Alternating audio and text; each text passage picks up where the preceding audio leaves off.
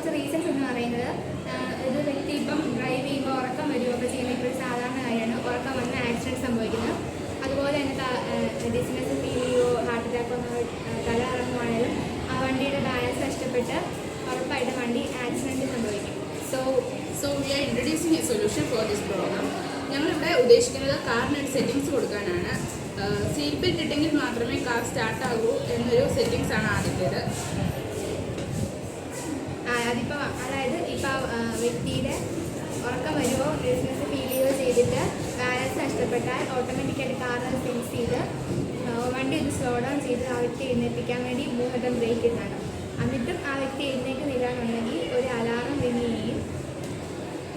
So danger എന്നൊരു message അടുത്തുള്ള police സ്റ്റേഷനിൽ പോവുകയും ഒപ്പം ആ വ്യക്തിയുടെ ലൊക്കേഷൻ പോവുകയും ചെയ്യും.